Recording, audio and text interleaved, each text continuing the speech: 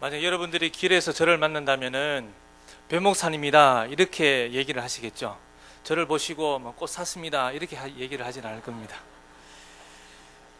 예수님께서 오시는 걸 보고 세례 요한은 예수님이다 이렇게 하지 않으시고 어린 양이다 이렇게 하셨습니다.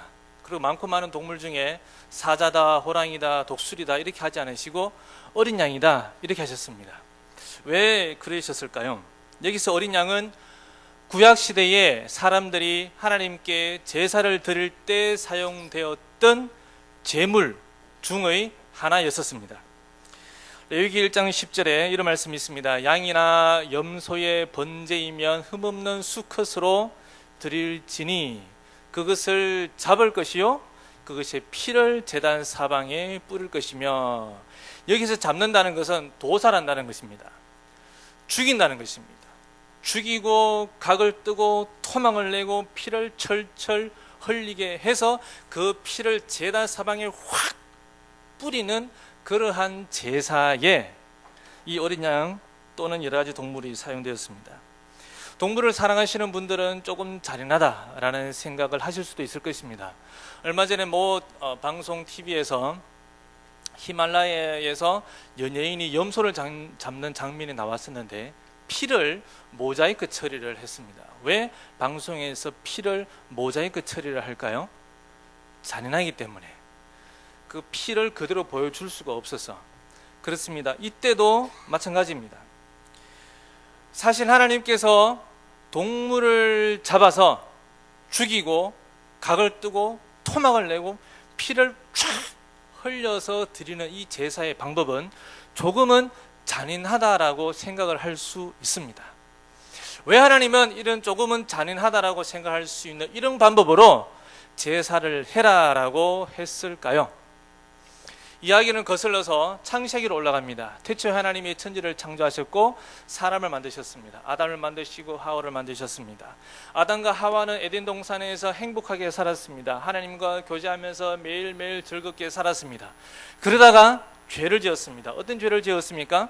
하나님께서 하지 말라는 것을 했지요. 불순종입니다. 무엇을 했습니까? 선악과를 먹지 말라고 했는데 먹었습니다. 그래서 죄를 지었습니다. 부끄러웠습니다. 숨었습니다. 핑계를 댑니다. 결국은 쫓겨납니다. 그런데 하나님께서는 그냥 쫓아내지 아니하시고 이때에 여자의 후손이 뱀의 머리를 상하실 것이다 라는 이 복음을 말씀하시고 이어서 이런 장면이 나옵니다. 창세기 3장 21절에 하나님이 아담과 그의 아내를 위하여 가죽옷을 지어 입히시니라. 여기에 중요한 메시지가 있는데 가죽옷, 이야, 여기에 모피 옷에 대한 성경적인 배경이 있구나, 이런 것이 아니라 가죽옷을 지어 입히기 위해서는 무엇이 죽어야 합니까? 동물이 죽어야 됩니다. 죽을 때는 피를 흘리게 되어져 있죠. 동물의 희생을 통하여서 누구를 보호합니까? 사람을 보호합니다. 동물을 희생시키고 동물을 죽이고 동물의 피를 흘려서 사람을 보호하는 것, 이것이 제사의 원리입니다. 히브리서 9장 22절에 보면은 피 흘림이 없은즉 사함이 없느니라 라는 말씀이 있습니다. 죄는 반드시 피를 흘리고 죽어야 됩니다. 모든 죄를 지은 사람은 반드시 피를 흘리고 죽어야 합니다. 그런데 사람이 지은 죄 때문에 죽어버리면 다 죽어버리지 않습니까? 아무도 살아남을 수 없을 것입니다. 죄 때문에. 그래서 사람이 죄로 말미암아 죽지 않고 대신 동물을 죽게 하는 것입니다. 동물의 피를 흘리고 동물의 피를 흘려서 사람의 죄를 용서해 주는 것입니다.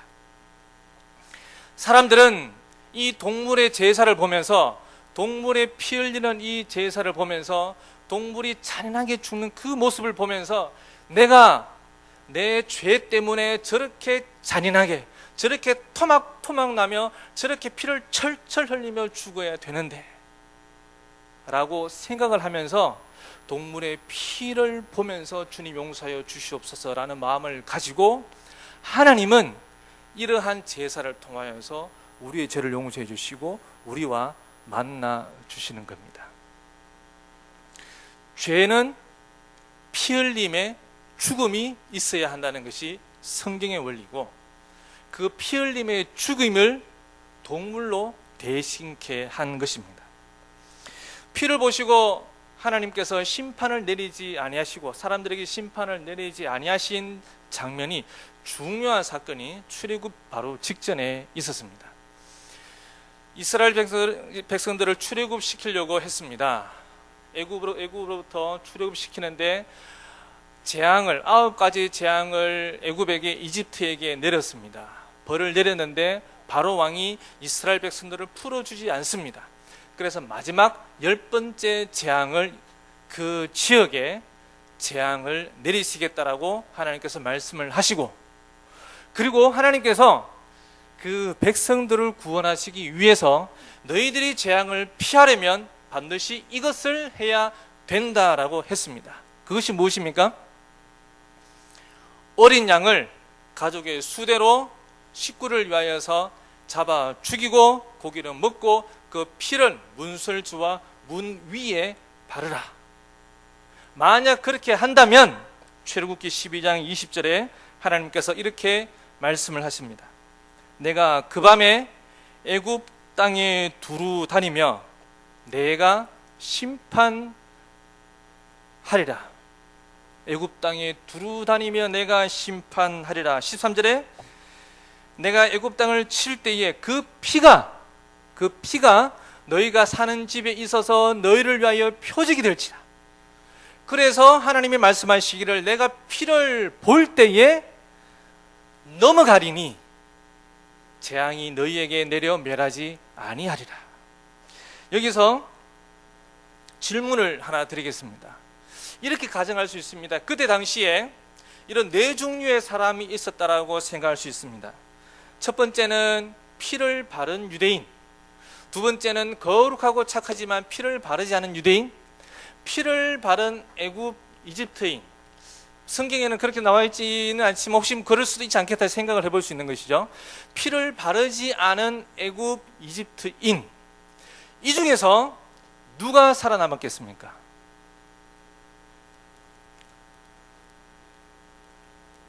피를 바른 유대인 또는 피를 바른 이집트인, 그 사람이 어떤 사람이든 무엇을 해왔던 어떤 삶을 살아왔던 간에 피가 있으면, 그 문지방에 피가 있으면 하나님께서 넘어가고, 아무리 거룩하게 살아왔다 할지라도 피가 없으면 죽임을 당했습니다. 문제는 무엇입니까? 피가 있느냐 없느냐입니다. 내가 어떻게 살아왔느냐가 아니라 피가 있느냐 없느냐. 오늘날도 마찬가지입니다. 예수 그리스도를, 피를 믿느냐 믿지 않느냐, 여기에 따라서 살아남느냐 지옥으로 가느냐 결정하는 것입니다. 우리가 어떤 삶을 살아왔던, 어떤 인생을 살아왔던, 어떤 모습이든 상관없이 말입니다. 사람은 이러한 피의 제사를 통해서 하나님을 만날 수 있습니다. 사람은 하나님을 만나야 행복합니다. 하나님을 만나고 하나님과 교제를 해야 즐겁고 행복과 축복을 누릴 수 있습니다. 그런데 하나님께 나아가려면 그냥 갈 수 없습니다. 하나님은 너무나 거룩하시고 사람은 죄가 있기 때문에, 그래서 죄가 있는 사람이 하나님께 나아가기 위해서는 이 죄 문제를 해결해야 되는데, 그래서 피 흘림의 제사를 통해서 하나님을 피로서 그때야 만날 수 있는 것입니다. 이러한 피의 제사, 성경에는 이러한 피의 제사가 가득 차 있다고 할 수 있습니다. 이런 피의 제사의 역사가 성경 가운데는 많이 있었는데, 하나님께서는 레위기서에서 이렇게 말씀하십니다. 내가 속죄소에 나타날 것이다. 속죄소 위에 나타나는데 너희들은, 레위기 16장 29절에 너희들은 본토인이든지 너희 중에 거류하는 거류민이든지 누구든지 다 무엇을 해야 하느냐면은 요 앞에 레위기서 16장 14절에 하나님께서 속죄소에 나타나는데 이 속죄소에서 피를 뿌리고 동쪽에 뿌리고 속죄소 앞에 7번을 뿌려라. 이렇게 피를 뿌려야 하나님을 만날 수 있고, 그 다음 29절에 본토인이든지 너희 중에 거류하는 거류민이든지 누구든지 피를 뿌리면 내가 속죄해 주겠다, 죄를 용서해 주겠다라고 하나님이 말씀하십니다. 이렇게 구약시대에는, 구약 성경은, 구약의 역사는 이러한 피 흘림의 제사의 역사라고 할 수 있습니다. 그렇게 해서 세월이 흘렀습니다. 세월이 흘러서 왕정시대, 사사시대 이렇게 쭉쭉쭉쭉 세월이 흘러서 신약시대가 되었습니다. 그리고 예수님께서 오셨습니다.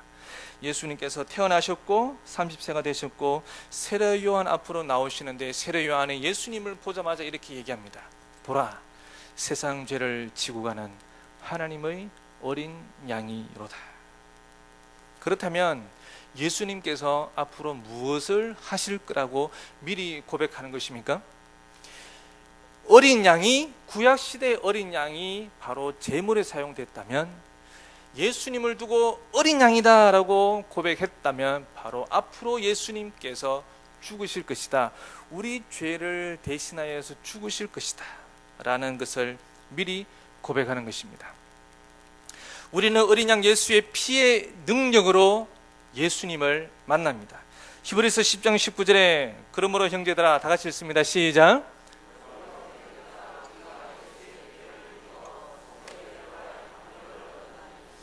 그러므로 형제들아, 우리가 예수의 피를 힘입어, 다른 그 어떤 것도 아니고 예수의 피를 힘입어 성소는 하나님이 계신 곳입니다. 성소에 들어갈 담력을 얻었나니 예수의 피를 힘입어 오늘 우리는 누구든지 하나님을 만납니다.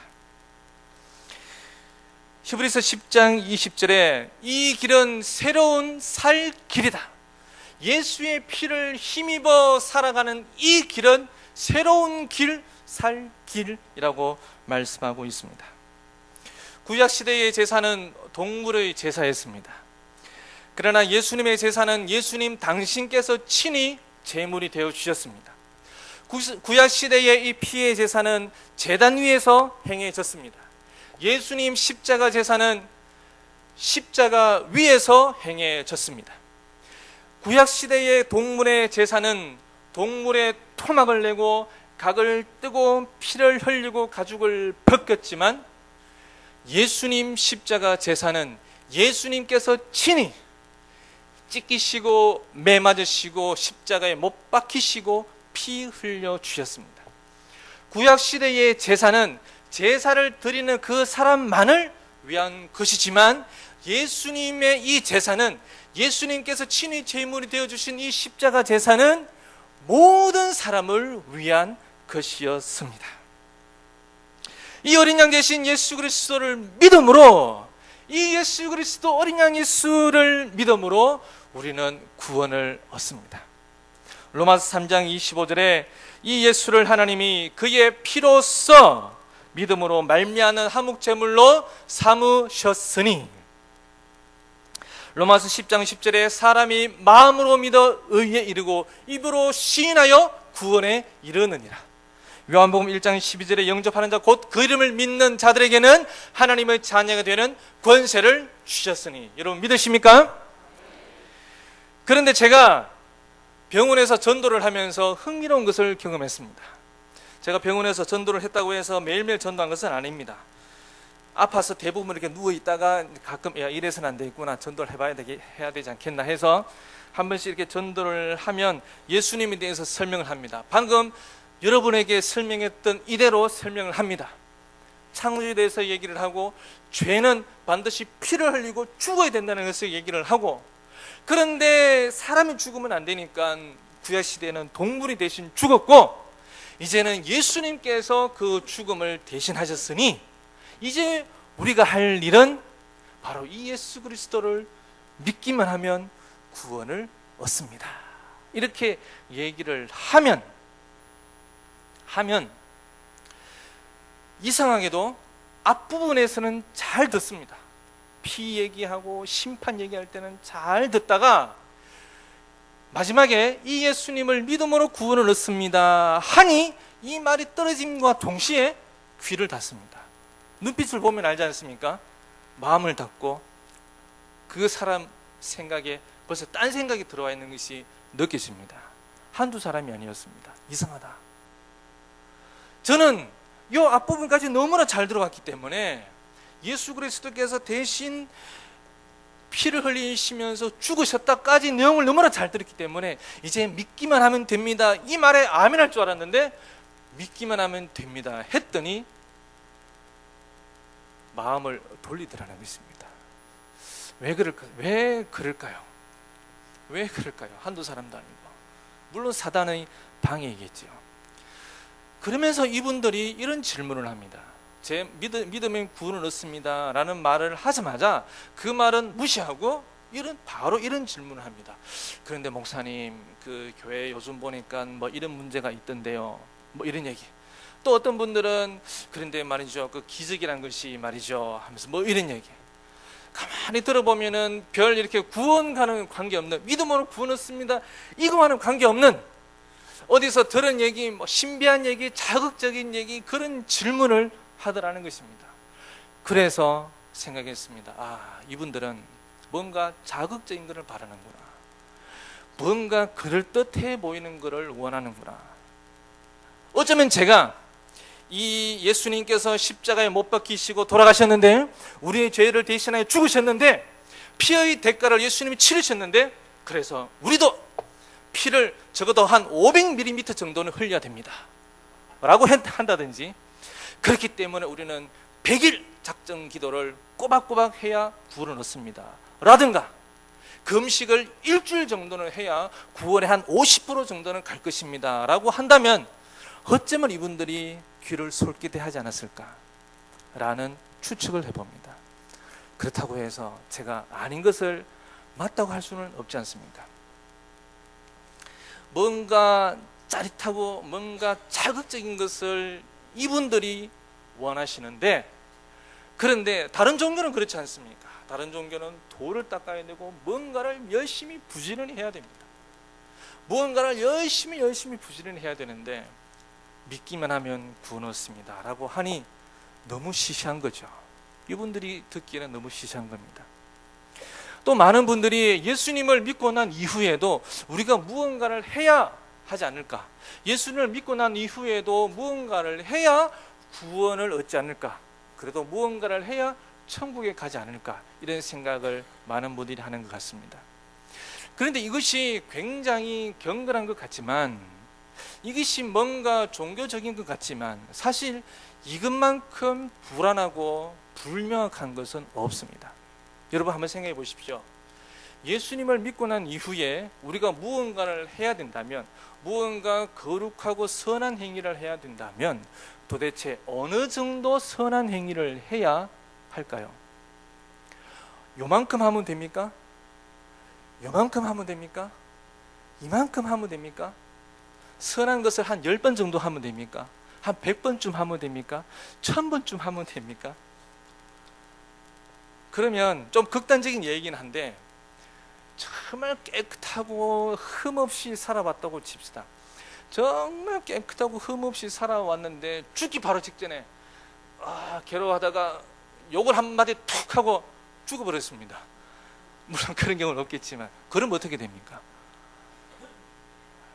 사실 무언가를 해야 천국에 가는 것만큼 불안한 것이 또 없습니다.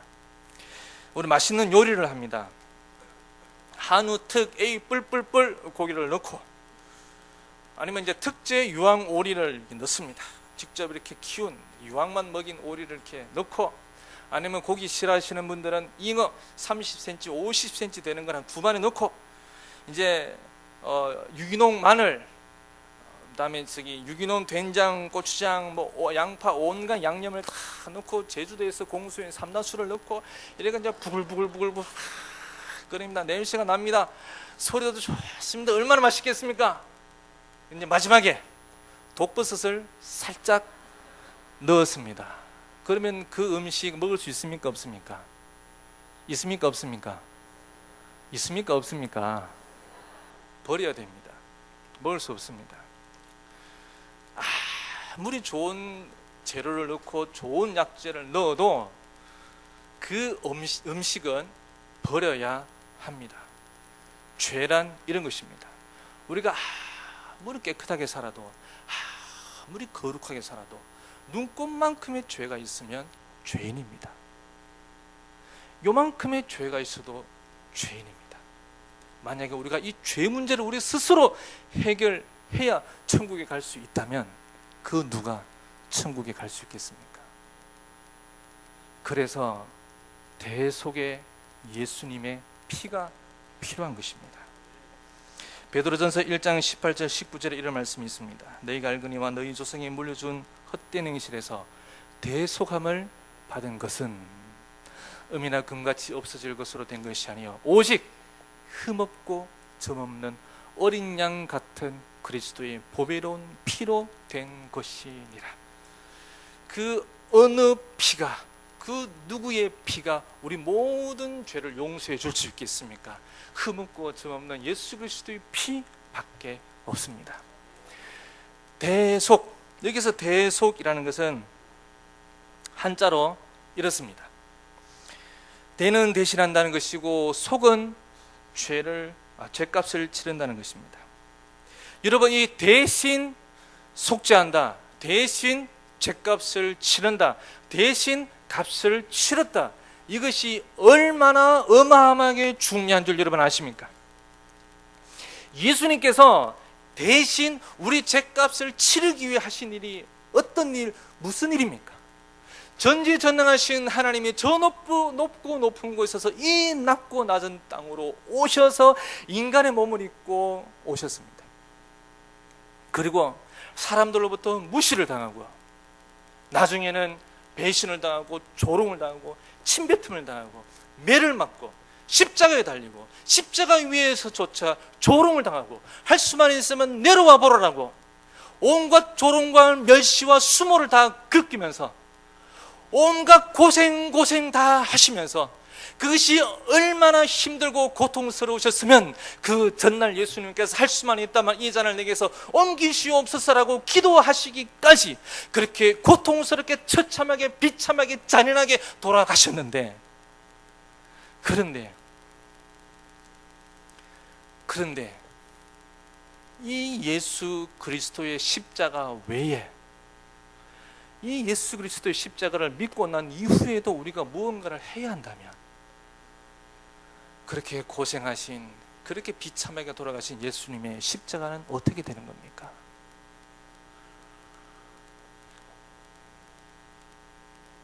그럼에도 불구하고 예수님을 믿고 난 이후에도 우리가 뭔가를 해야 된다고 생각을 한다면 그것은 예수님의 십자가를 완전히 믿지 못하는 것 아니겠습니까? 그러면 예수님의 마음이 얼마나 아프시겠습니까? 성경은 어린 양 대신 예수 그리스도의 피가 완전한 것이라고 말씀합니다. 히브리서 10장 1절 말씀에 보면 율법은 장차 올 좋은 일의 그림자일 뿐이요 참 형상이 아니므로 해마다 늘 드리는 같은 제사로는 나오는 자들을 언제나 온전하게 할 수 없느니라. 구약의 제사는 일회적이었던 것입니다. 피의 제사를 드리면 그때뿐이었던 것입니다. 그런데 히브리서 10장 10절에 이 뜻을 따라 예수 그리스도의 몸을 단번에 드리심으로, 한 번 드림으로, 한 번의 십자가로, 한 번의 십자가의 죽음으로, 한 번의 희생으로, 한 번의 피 흘림으로 우리가 거룩함을 얻었노라. 할렐루야. 예수 그리스도 십자가의 한 번의 희생 제물로 완전한 거룩함을 얻었습니다. 히브리서 10장 17절에 또 이렇게 약속하십니다. 또 그들의 죄와 그들의 불법을 내가 다시 기억하지 아니하리라. 다시 죄를 위하여 제사 드릴 것이 없느니라. 할렐루야. 그래서 예수님께서 십자가상에서 마지막에 이런 말씀을 남기신 것입니다. 요한복음 19장 30절에 예수께서 이르시되 다 이루었다. 예수님께서 다 이루셨습니다. 그 어떤 신비한 것도, 그 어떤 기적도, 그 어떤 행위도, 그 어떤 금과 은도 아닙니다. 구원받을 만한 이름은 오직 예수 그리스도밖에 없습니다. 사도행전 4장 12절에 다른 이로서는 구원을 받을 수 없나니, 없습니다. 그 어떤 것도 없습니다. 그 어떤 것도 아닙니다. 구원받을 만한 다른 이름을, 구원받을 만한 다른 그 무엇을 주신 일이 없습니다. 오직 예수 그리스도 뿐입니다. 요한복음 14장 6절에 예수께서 이르시되 내가 곧 길이요 진리요 생명이니 나로 말미암지 않고는 아버지께로 올 자가 없느니라. 나로 말미암지 않고는, 예수 그리스도로 말미암지 않고는 아버지께로 올 자가 없느니라. 오직 한 길, 오직 예수 그리스도밖에 없습니다. 할렐루야. 선한 행위는 구원받은 우리들이 자연스럽게 따라오며 해야 되는 것입니다.